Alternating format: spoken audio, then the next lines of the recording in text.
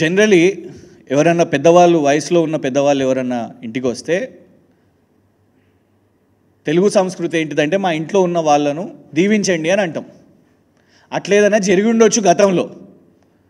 కేటీఆర్ గారికి మంచి భవిష్యత్తు ఉంది. చాలాసార్లు ఓపెన్గా స్మృతి ఇరానీ గారు మాట్లాడినరు, పీయూష్ గోయల్ గారు మాట్లాడినరు. పీయూష్ గోయల్ గారు అయితే నువ్వు కేంద్ర మంత్రివి కావాలి, కేంద్ర ఐటీ శాఖ మంత్రివి కావాలని పీయూష్ గోయల్ గారు అన్నారు. అసొంటి విషయాన్ని నరేంద్ర మోదీ గారు ఎన్నికల ప్రచారంలో కేసీఆర్ గారు బ్లెస్సింగ్స్ అడిగిర్రు కేటీఆర్ కోసము అని అన్నారు.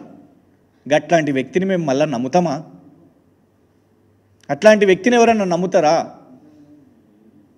ఇవాళ బీఆర్ఎస్ పార్టీ చాలా క్లియర్గా ఏ ఎలక్షన్ అయినా కూడా సింగిల్గా కొట్లాడింది. కాంగ్రెస్తోని పొత్తు లేకుండే, తెలంగాణ రాష్ట్రం ఏర్పడ్డ తర్వాత భారతీయ జనతా పార్టీతో కూడా లేకుండే ఎప్పుడు అలయన్స్లో. కానీ ఇదే డైలాగ్ కొత్త ఏం కాదు. 2014 నుంచి రేవంత్ రెడ్డి గారు అదే ప్రచారం చేస్తున్నారు. బీజేపీ వాళ్ళు కూడా అదే ప్రచారం చేసే ప్రయత్నం చేస్తున్నారు, కలుసున్నారు అన్నట్టు. మరి ఎన్నో బిల్లులో కాంగ్రెస్ పార్టీ వాళ్ళు కూడా సపోర్ట్ చేశారు కదా. అసదుద్దీన్ ఓవైసీ గారు మాట్లాడుతున్నప్పుడు నేను 2008-9లో కూడా చెప్పినాని, మరి ఇదే సోయి ఎందుకు 2014 నుంచి 2023 వరకు అసదుద్దీన్ ఓవైసీ గారు కనబడలేదు? సో అసదుద్దీన్ ఓవైసీ గారిని పెద్దగా మేము ఎవరో రాసిరు కదా అని దానికి రియాక్ట్ అయినరు. ఈ పరీక్ష కేసీఆర్ గారికి ఇప్పటి నుంచి కాదు. తెలంగాణ ఉద్యమ సమయంలో కేసీఆర్ గారిని నువ్వు తెలంగాణ అనేవే కాదు అనేటోళ్ళు కూడా ఉన్నారు. తెలంగాణ కోసం కొట్లాడిర్రు, తెలంగాణ రాష్ట్రం సాధించారు. ఈ అగ్ని పరీక్ష అనేది ఎప్పుడూ పెడుతూనే ఉంటారు వీళ్ళందరూ కూడా. అందరూ కలిసికట్టుగా అయ్యి కేసీఆర్ గారి సిన్సియారిటీకి క్వశ్చన్ పెడతారు. కానీ కేసీఆర్ గారు అసదుద్దీన్ ఓవైసీ గారికి జవాబుదారా? భారతీయ జనతా పార్టీకి జవాబుదారా? రేవంత్ రెడ్డి గారికి జవాబుదారా? కాదు కదా. అసదుద్దీన్ ఓవైసీ గారి కంటే ముందు తెలంగాణ స్టాండ్ తీసుకున్నది కేసీఆర్ గారు.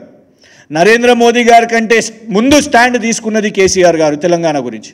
సోనియా గాంధీ గారి కంటే ముందు కూడా తెలంగాణ స్టాండ్ తీసుకున్నది కేసీఆర్ గారు. వీళ్ళందరికీ ఎందుకు కేసీఆర్ గారు జవాబుదారు అవుతారు? కేసీఆర్ గారు జవాబుదారు అంటే కేవలం తెలంగాణ సమాజానికి, తెలంగాణ రాష్ట్ర ప్రజలకు.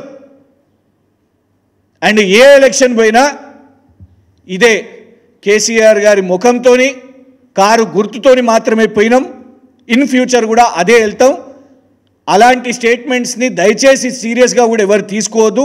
రాజకీయంగా ఎట్లా డ్యామేజ్ చేయాలి, దాంతో మాకు అర్థమవుతున్నది ఏంటంటే బీఆర్ఎస్ ఇంకెంత బలంగా ఉందో చాలా స్పష్టంగా కనబడుతున్నది.